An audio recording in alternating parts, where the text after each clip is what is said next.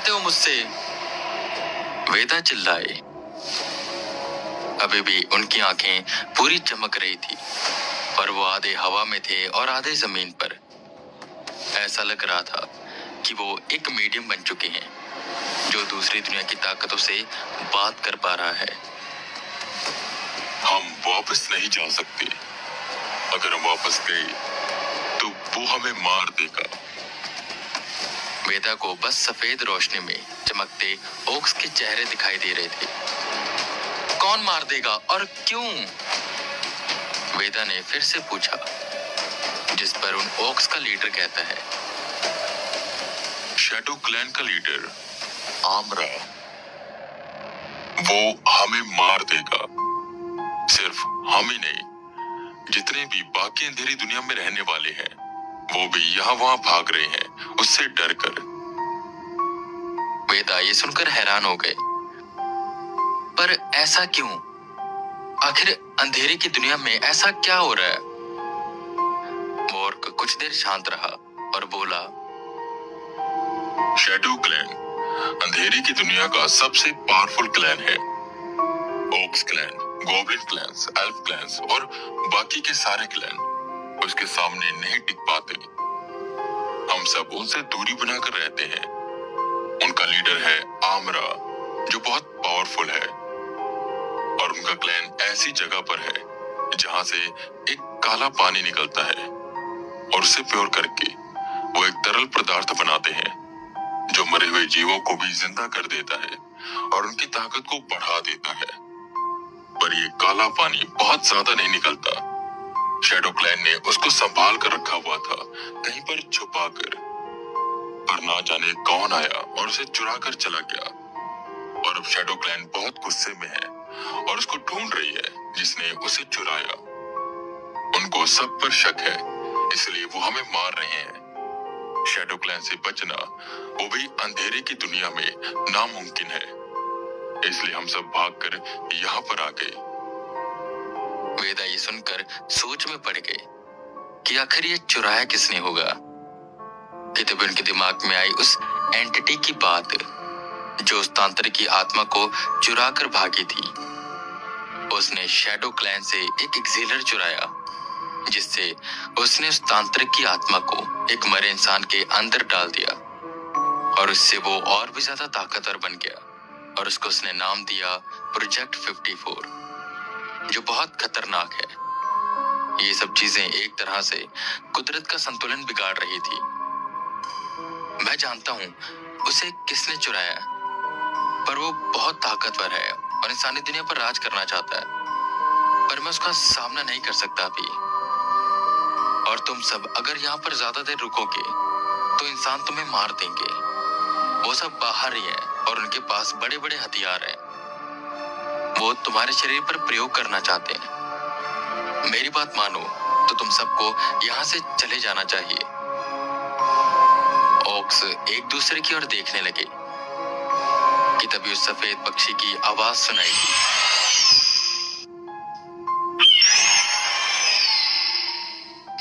वेदा नीचे जमीन पर आए।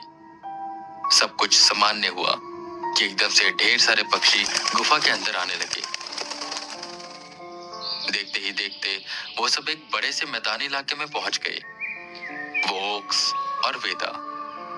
आसपास का इलाका बहुत सुंदर था और स्वर्ग की तरह लग रहा था कि तभी फिर आवाज आई।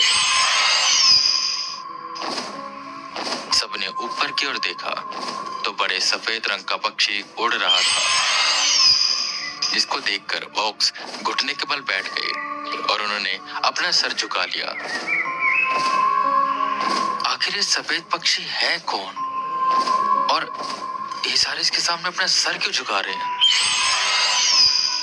वेदा सोचते हैं और वो भी अपना सर झुका देते हैं, जिस पर वो सफेद पक्षी एक बड़े से पेड़ के ऊपर बैठ गया और बोला, मैं जानता था ऐसा ही कुछ होगा। उस दिन वेदा, तुम उस देवा को हराने में तो सफल रहे और उसकी आत्मा को संभाल नहीं पाए। पर गलती तुम्हारी भी नहीं है, क्योंकि जो ताकत उस आत्मा को चुराने आई थी वो बहुत ताकतवर है और अब उसके पास उस तांत्रिक की आत्मा है। और उस तांत्रिक की आत्मा ने कामसू को अपने वश में किया हुआ है। वो बड़ा काले रंग का पक्षी जो ठीक मेरी तरह दिखता है। दो दुनिया है और अंधेरे की दुनिया में उसे भेजा गया कि वो वहां की देख-रेख करे और इंसानी दुनिया में मुझे भेजा गया।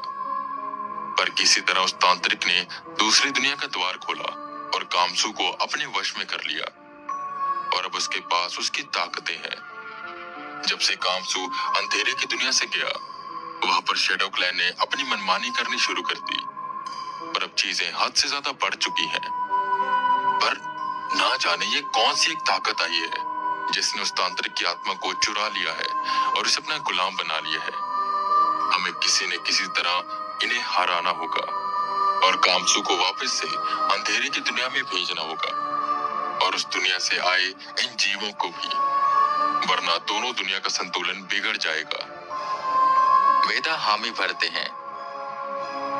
तुम सब सुनो, तुम्हें वेदा का साथ देना होगा और अभी के लिए तुम यहीं पर रुक सकते हो। वेदा, तुम बाकी के जीवों को ढूंढो कि वो कहां पर है। तुम्हारे अंदर मेरा अंश है, मेरी ताकतें हैं, इसे पूर्ण रूप से जानो। हमें उन बाकी के जीवों को यहाँ पर लाना होगा ताकि हम एक अपनी फौज तैयार कर सकें। हमें कामसू को अंधेरे की दुनिया में भेजना होगा। वेदा हाँ में जवाब देते हैं और ओक्स को भी वहां पर रहने में कोई दिक्कत नहीं थी। वो बड़ा सफेद पक्षी जोर से चिल्लाया और चारों तरफ सफेद पाउडर गिरने लगा। वेदा बेहोश हो गए।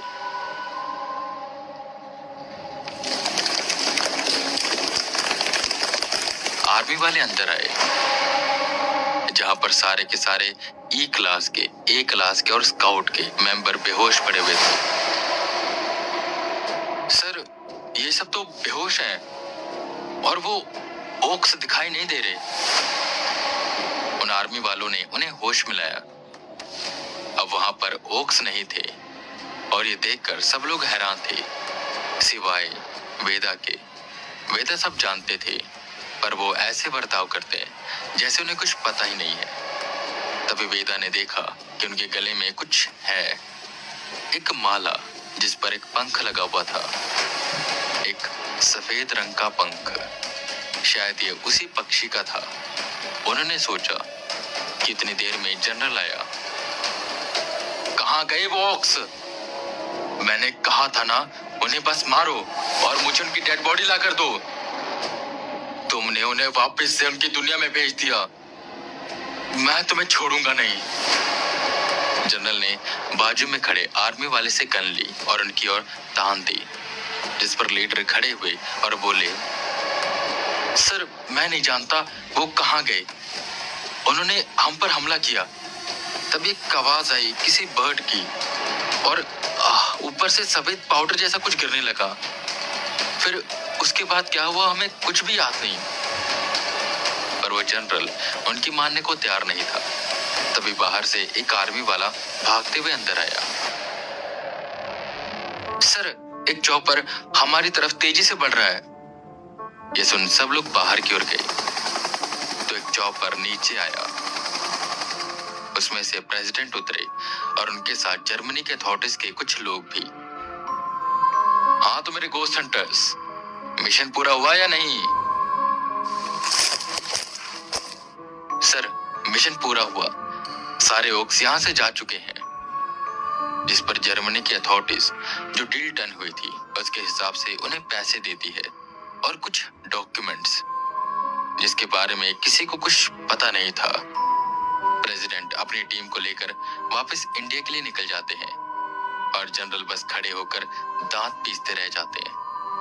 पूरी टीम उनके साथ जो जो हुआ वो सारी बात प्रेसिडेंट को बताती है और उस जनरल के बारे में भी, जिस पर प्रेसिडेंट कहते हैं, मुझे तो पहले से ही शक था। जब भी मेरी उस जनरल से बात होती थी वो बड़ा अकड़ कर बात करता था और मुझे कहीं न कहीं लग रहा था कि कुछ ऐसा हो सकता है, इसलिए मैं भी जर्मनी के लिए निकल गया। खैर, अच्छा हुआ ओक्स चले गए, हमारा मिशन पूरा हुआ। सब लोगों ने चैन की सांस ली, पर वही वेदा सोच में पड़े हुए थे कि वो अब बाकी के जीवों को कैसे ढूंढेंगे और कैसे लड़ेंगे उस ताकत से जिसके पास प्रोजेक्ट 54 है।